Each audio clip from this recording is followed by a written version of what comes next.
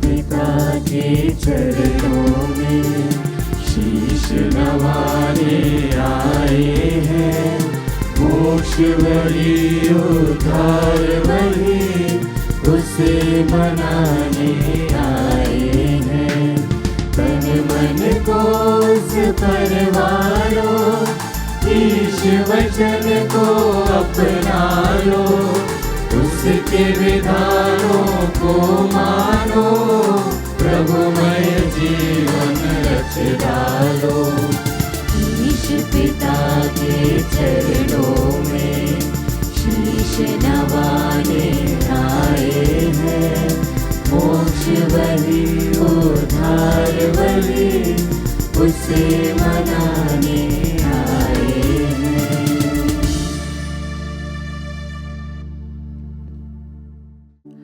पिता और पुत्र और पवित्र आत्मा के नाम पर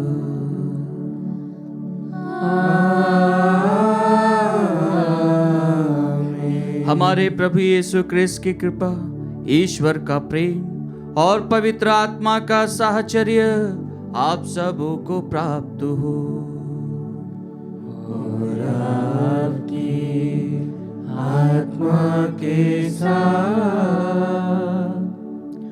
क्रिस्त में मेरे प्यारे भाई और बहनों, आज हम सभी संत अल्फोंसुस मरिया दी लिगोरी की स्मृति करते हैं, जो कि एक धर्माध्यक्ष और धर्माचार्य थे, जिन्होंने अपने जीवन में ईश्वर की उपस्थिति को महसूस करते हुए प्रभु के वचनों पर अपना जीवन बिताया, जिन्होंने धर्मशास्त्र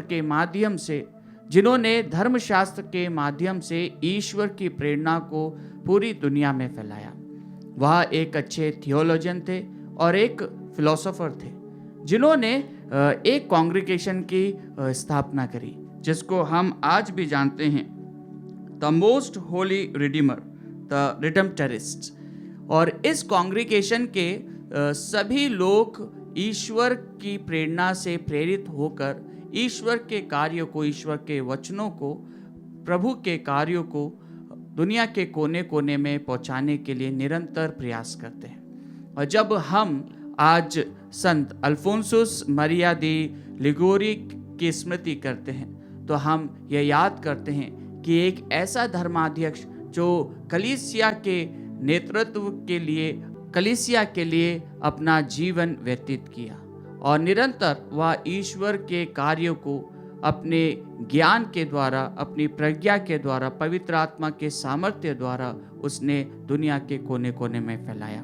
आइए हम आज के सुंदर दिन में हमारे तमाम उद्देश्यों को, तमाम प्रार्थनाओं को प्रभु के श्री चरणों में समर्पित करते हुए योग्य रीति से इस मिस्सा बलिदान में भाग लें। भाइयों और बहनों, हम अपने पापों को स्वीकार करें ताकि हम यह पवित्र बलि चढ़ाने के योग्य बन जाएं।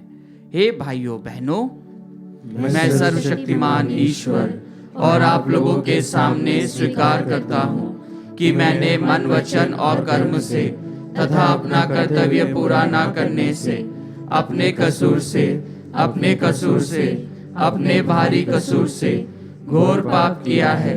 इसलिए मैं नित्य कुंवारी धन्य मरियम से, सब स्वर्गदूतों, संतों और आप लोगों से, हे भाइयों बहनों, विनती करता हूँ कि आप लोग मेरे लिए प्रभु ईश्वर से प्रार्थना करें। सर्वशक्तिमान ईश्वर हम लोगों पर दया करे और हमारे पाप क्षमा कर हमें अनंत जीवन प्रदान करे। आमीन। हे प्रभु दया कर, हे प्रभु दया कर, हे क्रिस्त दया कर, हे क्रिस्त दया कर, हे प्रभु दया कर, हे प्रभु दया कर। हम प्रार्थना करें।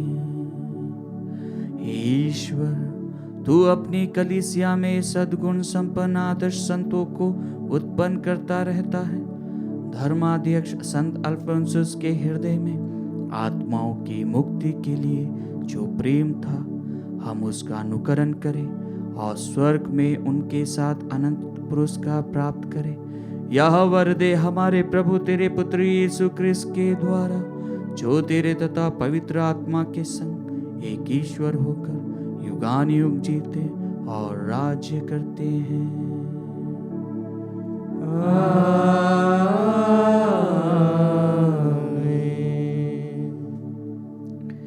प्रभु आपके हृदय जीवा को खोले, जैसा आप योग्य रीति से प्रभु की वाणी सुना सके। पिता पुत्र पवित्र आत्मा के नाम पर।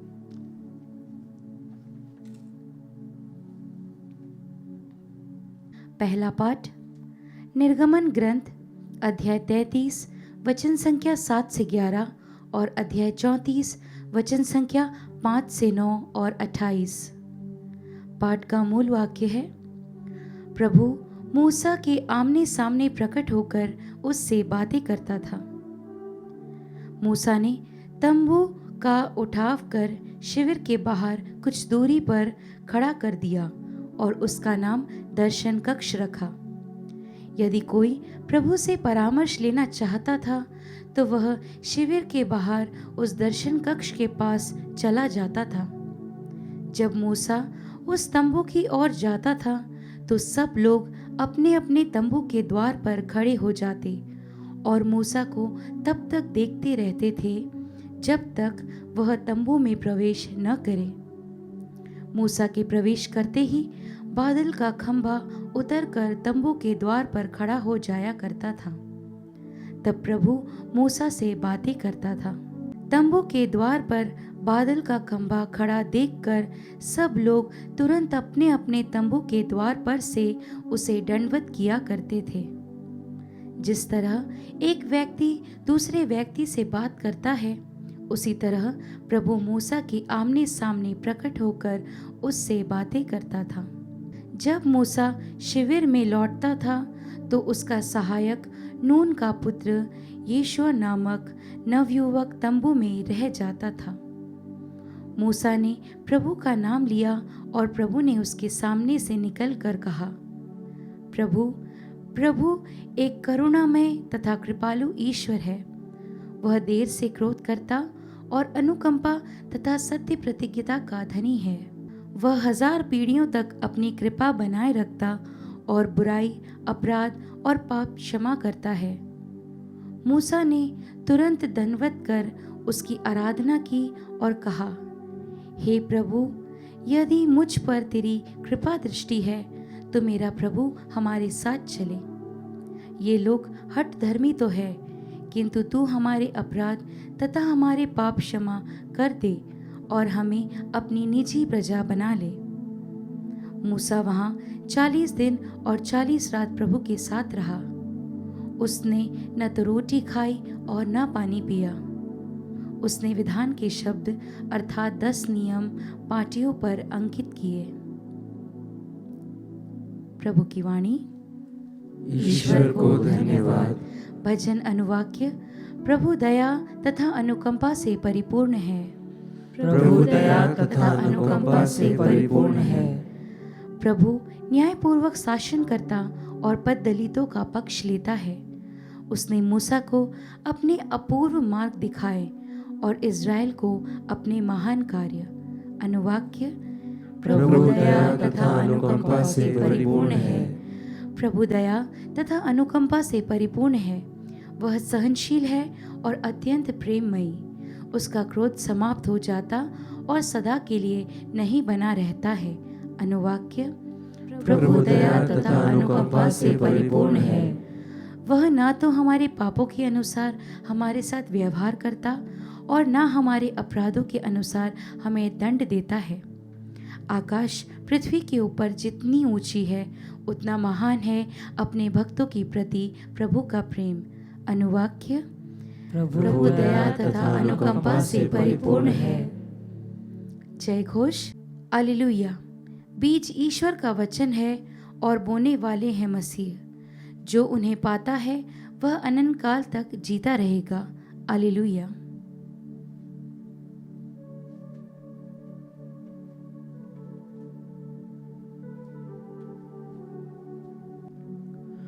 प्रभु आप लोगों के साथ हो और आपकी आत्मा के साथ। संत मत्ती के अनुसार पवित्र सुसमाचार।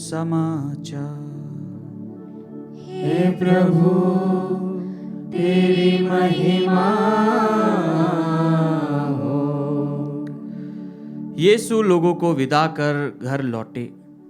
उनके शिष्यों ने उनके पास आकर कहा, खेत में जंगली बीज का दृष्टांत हमें समझा दीजिए। यीशु ने उन्हें उत्तर दिया, अच्छा बीज बोने वाला मानव पुत्र है, खेत संसार है। अच्छा बीज राज्य की प्रजा है, जंगली बीज दुष्ट आत्मा की प्रजा है। बोने वाला बैरी शैतान है, कटनी संसार का अंत है। लूनने वाले स्वर्गदूत है। जिस तरह लोग जंगली बीज बटोर कर आग में जला देते हैं, वैसा ही संसार के अंत में होगा। मानव पुत्र अपने स्वर्गदूतों को भेजेगा और वे उसके राज्य से सब बाधाओं और कुकर्मियों को बटोर कर आग के कुंड में झोंक देंगे। वहां वे लोग रोएंगे और दांत पीसते रहेंगे। तब धर्मी अपने पिता के राज्य में सूर्य की तरह चमकेंगे। जिसके सुनने के कान हो वह सुन ले।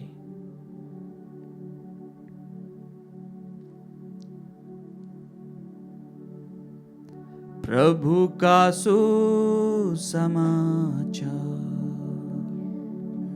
हे क्रिस्त तेरी स्तुति हो। क्रिस्त में मेरे प्यारे भाइयों बहनों, आज के प्रथम पाठ में हम पाते हैं कि किस प्रकार प्रभु मूसा के आमने सामने प्रकट होकर बातचीत करता था।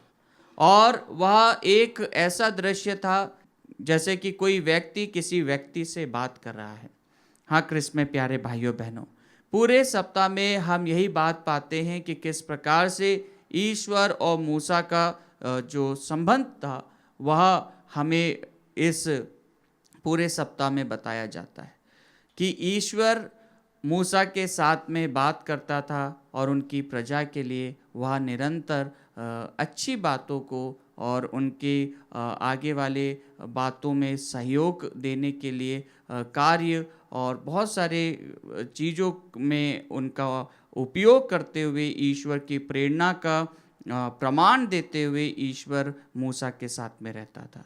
और मूसा ने जो कार्य किया वह अकेला नहीं था, क्योंकि वह निरंतर ईश्वर के सानिध्य में था। उसने ईश्वर के साथ में रहकर इस कार्य को किया। और जब वह उस कार्य को करता है तो आज के पहले पाठ में हम पाते हैं कि वह ईश्वर के दर्शन करता है, वह ईश्वर को देखता है। हाँ क्रिस्त में प्यारे भाइयों बहनों, मूसा ईश्वर के द्वारा चुना गया था जिससे कि ईश्वर की प्रजा को संकट से और बंदियों के घेरे से बाहर निकाला जाए। और इसी का प्रमाण देते हुए जब हम देखते हैं कि मूसा वहाँ 40 दिन और 40 रात प्रभु के साथ रहा, यह बहुत ही प्रमुख बात है। जब हम देखते हैं कि किस प्रकार 40 जो संख्या है यह बहुत ही प्रमुख संख्या है। और इस संख्या को हम पुराने विधान में कई बार देखते हैं। कहा जाता है कई ज्ञानियों के द्वारा, कई जो स्क्रिप्चर के पंडित हैं वे कहते हैं कि 40 का जो अर्थ है, 40 बहुत अपने आप में एक महत्व रखने वाला अंक है। क्योंकि पहले किसी के पास में कैलेंडर नहीं थे, पहले किसी के पास में समय की कोई परिभाषा नहीं थी। लेकिन मिस्रियों के हिसाब से वो अपने टाइम को सूर्यास्त और सूर्य उदय से कैलकुलेट करते थे। वहाँ पर कहा जाता है कि वे अपने पूरे दिनचर्या को सूर्य के चक्र लगाने का जो समय होता है उससे वे टाइम को गिनते थे। और जितनी बार सूर्य का राउंड चलता था, जितनी बार रात होती थी, वो उस हिसाब से उसको काउंट करते थे। इसलिए सूर्य उदय और सूर्यास्त उनके लिए बहुत ही प्रमुख था। कहा जाता है, कई पंडित लोग अपने लेखों में लिखते हैं कि 40 बार सूर्य डूबा, 40 बार रात हुई, तो मतलब 40 दिन। तो उस हिसाब से वे उसको कैलकुलेट करते थे। और जब हम देखते हैं कि 40 दिन तक का मूसा जब ईश्वर के साथ था तो वह उस समय तक का पानी नहीं पिया था। और वह पानी पीता है और उसे 10 नियम पाटियाँ पर अंकित किए हुए प्राप्त होती है। हाँ क्रिस्त में प्यारे भाइयों बहनों, आज जब हम प्रथम पाठ को देखते हैं तो प्रथम पाठ हमें यही आश्वासन देता है कि जब हम ईश्वर के सानिध्य में रहते हैं, जब हम ईश्वर की पुकार को सुनते हैं, जब हम ईश्वर की वाणी को सुनते हैं, तो ईश्वर हमें अपने पास बुलाता है, वह हमें दर्शन देता है। लेकिन क्या हम अपने आप को उस दर्शन के लिए तैयार करते हैं? कई बार हम भी मूसा के सदृश हो जाते हैं, कई बार हम ईश्वर के साथ में रहते हैं, लेकिन लोगों की बातें सुन सुनकर हम ईश्वरीय कार्यों के लिए कार्यों को भूल जाते हैं और हम क्या करते हैं, हम उन्हें घृणा से देखते हैं, हम उनके साथ में दुर्व्यवहार करते हैं। जैसा कि हम कल सुनेंगे कि लोगों ने जब देखा कि मूसा नहीं आ रहा है तो उन्होंने एक प्रतिमा बना ली और उन्होंने ईश्वर पर डाउट किया। हाँ क्रिस्त में प्यारे भाइयों बहनों, इसी बात का प्रमाण करते हुए, इसी बात को जब हम देखते हैं तो आज के सुसमाचार पाठ में हम ये पाते हैं कि प्रभु अपने शिष्यों को उनके डाउट्स क्लियर करते हैं। क्योंकि हम ये पाते हैं पूरे सप्ताह में प्रभु दृष्टांतों के माध्यम से लोगों को शिक्षा देते हैं, प्रभु छोटे छोटे से दृष्टांतों का उपयोग करते हैं। लेकिन आज के पाठ में हम पाते हैं कि शिष्य आते हैं और पूछते हैं कि ये दृष्टांत का अर्थ क्या है।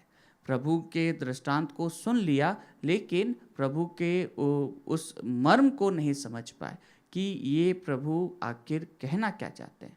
हाँ क्रिस्त में प्यारे भाइयों बहनों, पूरे सप्ताह में हम स्वर्ग राज्य के विषय में दृष्टांत सुनेंगे कि किस प्रकार से स्वर्ग राज्य उस उत्तम मोती के सदृश है, किस प्रकार से स्वर्ग राज्य खजाने के सदृश है, किस प्रकार स्वर्ग राज्य उस जाल के सदृश है और किस प्रकार स्वर्ग राज्य खमीर के सदृश है। हाँ क्रिस्त में प्यारे भाइयों बहनों, ये दृष्टांत प्रभु सुनाते जाते थे, लेकिन आज के जो दृष्टांत का उल्लेख प्रभु करते हैं वह बहुत ही प्रमुख उल्लेख है। प्रभु कहते हैं अच्छा बीज बोने वाला मानव पुत्र है, खेत संसार है, अच्छा बीज राज्य की प्रजा है, जंगली बीज दुष्ट आत्मा की प्रजा है, बोने वाला बैरी शैतान है, कटनी संसार का अंत है, लूटने वाले स्वर्गदूत हैं। हाँ क्रिस्त में प्यारे भाइयों बहनों, जब हम प्रभु के वचनों को सुनते हैं तो प्रभु के वचन एकदम सटीक वचन है। प्रभु जो कहते थे वो एकदम सटीक रूप से कहते थे और जो समझते थे वे उन्हें ग्रहण करते थे। और प्रभु इसी की व्याख्या करते हुए आज अपने शिष्यों को कहते हैं कि क्या हम अपने आप को प्रभु के वचनों के लिए तैयार करते हैं? क्या हम उस अच्छे बीज के सदृश मानव पुत्र को स्वीकार करते हैं? क्या हम मानव पुत्र को ग्रहण करने के लिए अपने आप को तैयार करते हैं? और उसी का पूरा की पूरा मर्म हम यही पाते हैं कि जब अंत होगा, जब कटनी होगी, तो हमारे साथ में कैसा व्यवहार किया जाएगा। वही व्यवहार किया जाएगा जो हमने इस धरा पर रहकर औरों के साथ किया है। क्या हमने ईश्वर के वचन को सुना है? क्या हम स्वर्ग राज्य को पहचानते हैं? क्या हम ईश्वर को मानते हैं?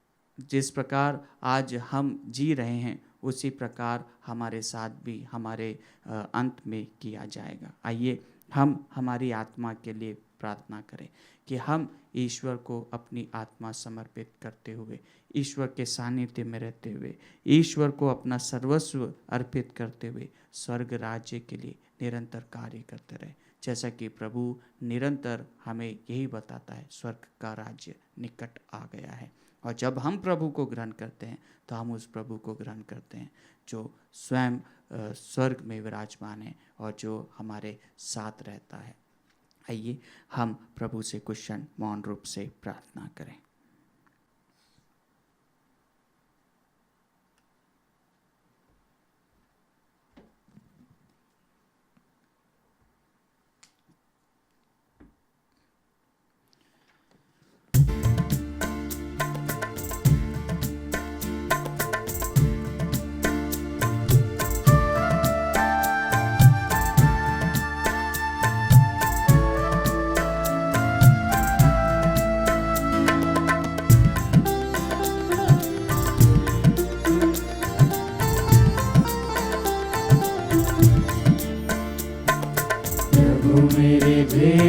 को ग्रहण करो, पावन मानो, पावन मानो, पावन मानो। प्रभु मेरी भेंट को ग्रहण करो, जो कुछ मैं हूँ, जो मैं करता, जो कुछ मैं हूँ, जो मैं करता, मेरा सब कुछ तेरा, तुझे समर्पित करूं, तुझे समर्पित करूं। प्रभु मेरी भेंट को ग्रहण करो, पावन मानो, पावन मानो, पावन मानो। प्रभु मेरी भेंट को ग्रहण करो, सुंदर सपना विनय प्रार्थना, सुंदर सपना विनय प्रार्थना, मेरा कर्म सब तेरा, तुझे समर्पित करूं, तुझे समर्पित करूं। प्रभु मेरी भेंट को ग्रहण करो, पावन मानो, पावन मानो, पावन मानो। प्रभु मेरी भेंट को ग्रहण करो। भाइयों और बहनों, प्रार्थना कीजिए कि सर्वशक्तिमान पिता ईश्वर मेरा और आप लोगों का यह बलिदान स्वीकार करे। प्रभु अपने नाम की स्तुति तथा महिमा के लिए और हमारे तथा अपने समस्त पवित्र कलीसिया के लाभ के लिए आपके हाथों से यह बलिदान स्वीकार करें। हम प्रार्थना करें। हे प्रभु, तेरी कृपा से संत अल्फोंसुस इस याग में प्रभु क्रिस्त के साथ स्वयं को बलिदान स्वरूप अर्पित किया करते थे। इस बलिदान के फल स्वरूप पवित्र आत्मा की प्रेमाग्नि से हमारा हृदय प्रज्वलित हो जाए। यह प्रार्थना सुन ले हमारे प्रभु क्रिस्त के द्वारा।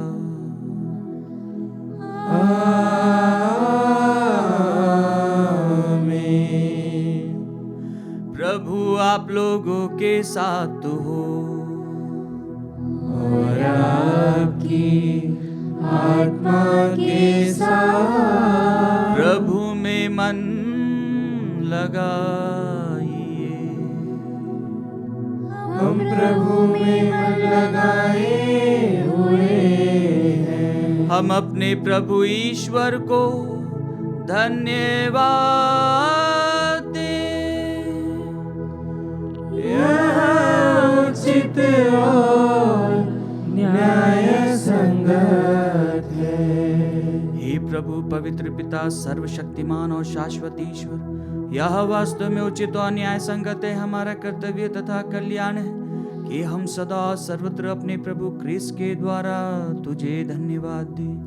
पास्का के रहस्य द्वारा इन्होंने मुक्ति का कार्य पूरा करके हमें पाप और मृत्यु की दास्ता से मुक्त कर दिया और ऐसा गौरव प्रदान किया कि अब हम चुनी हुई जनता, राजकीय याजक वर्ग, पवित्र राष्ट्र और ईश्वर की निजी प्रजा कहलाते हैं। हे पिता, हम समस्त विश्व में तेरे महान कार्यों का बखान करते हैं, क्योंकि तूने हमें अंधकार से अपने अद्भुत प्रकाश में बुलाया है। इसीलिए दूतों और महादूतों, सिंहासन और साम्राज्य, स्वर्गिक सेना और शक्तियों के साथ मिलकर हम अनंत काल तक तेरा महिमा गान करते हैं।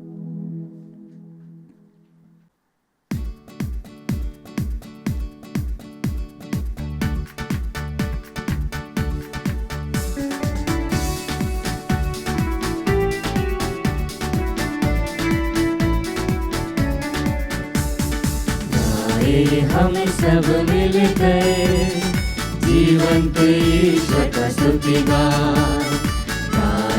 हम सब मिलकर जीवंत ईश्वर का स्तुति गाएं। पवित्र है परमेश्वर, पवित्र है सर्वशक्तिमान, पवित्र है परमेश्वर, पवित्र है सर्वशक्तिमान, पवित्र है अमरीश्वर। जय हो तेरी जय हो, जय हो तेरी जय हो, जय हो तेरी जय हो।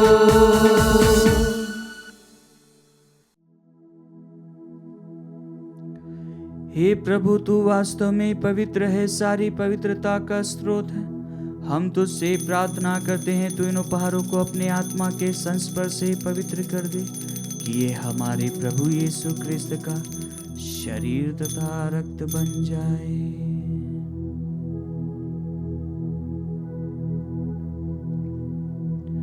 जब वे स्वेच्छा से मृत्यु के लिए सौंपे गए, उन्होंने रोटी ली, तुझे धन्यवाद दिया और रोटी तोड़कर उसे अपने शिष्यों को देते हुए कहा, तुम सब इसे लो और इसमें से खाओ, क्योंकि यह मेरा शरीर है जो तुम्हारे लिए बलि चढ़ाया जाएगा।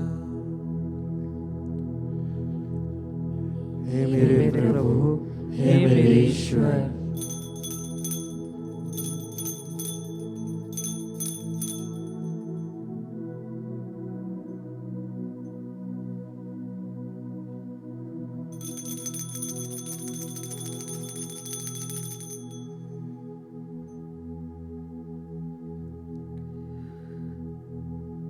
इसी भांति भोजन के बाद उन्होंने कटोरा लिया, तुझे धन्यवाद दिया और उसे अपने शिष्यों को देते हुए कहा, तुम सब इसे लो और इसमें से पियो, क्योंकि यह मेरे रक्त का कटोरा है, नवीन और अनंत व्यवस्थान का रक्त, जो तुम्हारे और बहुतों के पापों की क्षमा के लिए बहाया जाएगा। तुम मेरे स्मृति में यह करो। हे मेरे प्रभु, हे मेरे ईश्वर।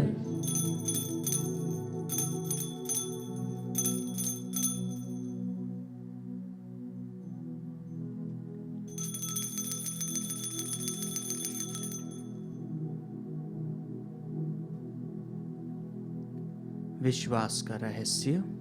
हे प्रभु, हम तेरी मृत्यु तथा पुनरुत्थान की घोषणा तेरे पुनरागमन तक करते रहेंगे। इसलिए हे प्रभु, हम क्रिस्त की मृत्यु और पुनरुत्थान की स्मृति में तुझे जीवन की रोटी और मुक्ति का कटोरा चढ़ाते हैं। हम तुझे धन्यवाद देते हैं कि तूने हमें अपने सम्मुख उपस्थित होने और अपनी सेवा करने का सौभाग्य प्रदान किया है। हमारा नम्र निवेदन है कि हम सब क्रिस्त का शरीर और रक्त ग्रहण करके पवित्र आत्मा के द्वारा एकता के सूत्र में बंधे रहें। हे प्रभु, हमारे संत पिता फ्रांसिस, हमारे धर्माध्यक्ष चाको और सभी याजकों के साथ विश्व भर में फैली अपनी कलीसिया की सुधि ले तथा इसे प्रेम में सिद्ध बना दे।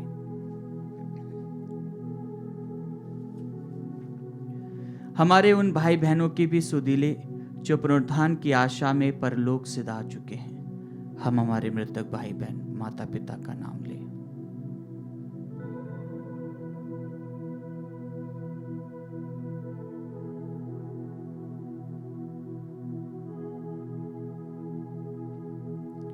उन्हें और सभी मृतकों को अपने दर्शन का सौभाग्य प्रदान कर हम सब पर दया दृष्टि डाल कि हम भी अनंत जीवन के सहभागी बने और ईश्वर की माता धन्य कुआरी मरियम, उनके वह धन्य योसेफ, धन्य प्रेरितों तथा सब संतों के साथ जो युग युग में तेरे प्रति विश्वस्त बने रहे, तेरी स्तुति और महिमा कर सके, तेरे पुत्र यीशु क्रिस्त के द्वारा।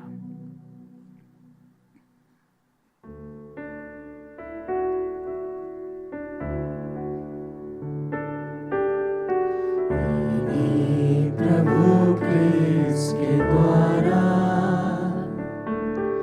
इन्हीं के साथ और इन्हीं में हे सर्वशक्तिमान पिता ईश्वर पवित्र आत्मा के साथ सारा गौरव तथा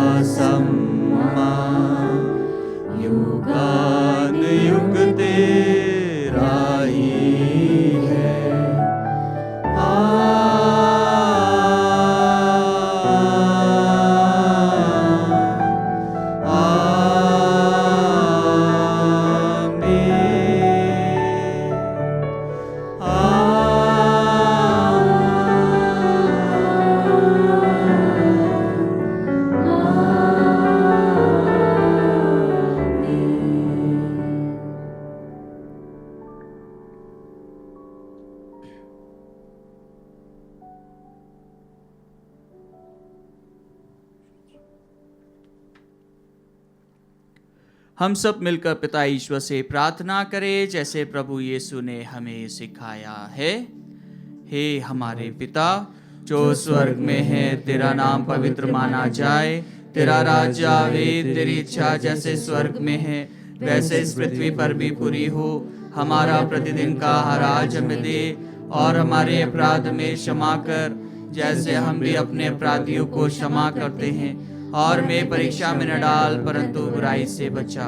हे प्रभु, हम तुझसे प्रार्थना करते हैं सभी बुराइयों से हमें बचा, और इस जीवन में हमें कृपा पूर्वक शांति प्रदान कर। हम तेरी दया से सदा पाप से दूर और हर विपत्ति से सुरक्षित रहें, और उस दिन की प्रतीक्षा करते रहे जब हमारे मुक्तिदाता यीशु ख्रिस्त फिर आकर हमारी धन्य आशा पूरी करेंगे। क्योंकि तेरा राज्य, तेरा सामर्थ्य और तेरी महिमा अनंत काल तक बनी रहती है। हे प्रभु यीशु ख्रिस्त, तूने अपने प्रेरितों से कहा है, मैं तुम्हारे लिए शांति छोड़ जाता हूँ, अपनी शांति तुम्हें प्रदान करता हूँ। तू हमारे पापों पर नहीं, अपनी कलीसिया के विश्वास पर दृष्टि डाल और कृपा पूर्वक उसे शांति तथा एकता प्रदान कर। तू युगानुयुग जीता और राज्य करता है। आमीन। प्रभु की शांति सदा आप लोगों के साथ हो और आपकी आत्मा के साथ। परस्पर शांति अभिवादन कीजिए।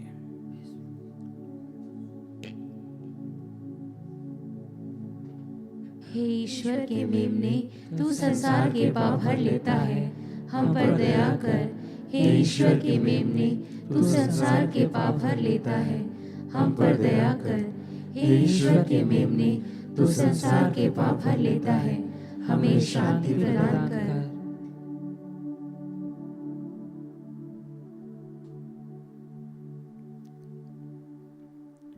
देखिए ईश्वर का मेमना, इन्हें देखिए जो संसार के पाप हर लेते हैं। धन्य है वे जो मेमने के भोज में बुलाए गए हैं। हे प्रभु, मैं इस योग्य नहीं हूँ कि तू मेरे यहाँ आए, किंतु एक ही शब्द कह दे और मेरी आत्मा चंगी हो जाएगी।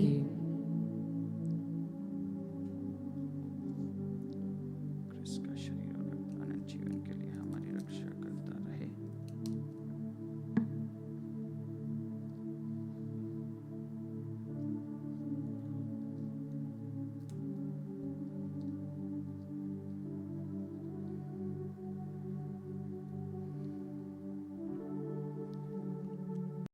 हे मेरे प्रभु यीशु, मैं सारे हृदय से विश्वास करती हूँ कि आप पवित्र यूकरिस्ती संस्कार में उपस्थित हैं।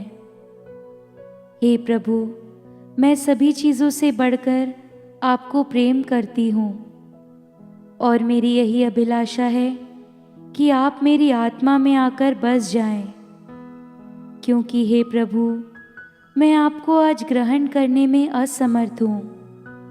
हे प्रभु, आध्यात्मिक रूप से आकर मेरे हृदय में समा जाइए। हे यीशु, मैं आज आप में एक होना चाहती हूँ और आप में समा जाना चाहती हूँ। हे प्रभु, यह कभी ना होने पाए कि मैं आपसे कभी अलग हो जाऊं। आमीन। हम प्रार्थना करें। हे ईश्वर, तूने संत अल्फोंसुस को इस महान रहस्य का विश्वसनीय उपदेशक तथा प्रबंधक बनाया था। तेरे भक्तजन इसे बारंबार ग्रहण करें और निरंतर तेरा यशोगान करते रहे। ऐसी कृपा कर हमारे प्रभु क्रिस्त के द्वारा।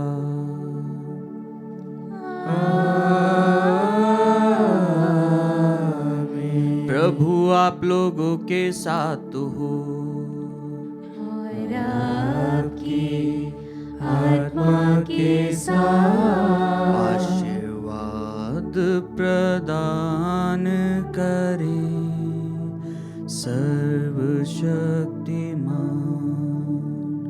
पिता, पुत्र और पावन आत्मा।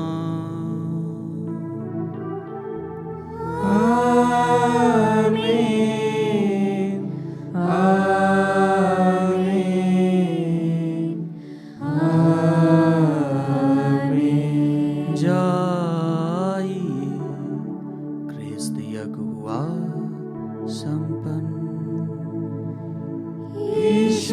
को धन्यवाद।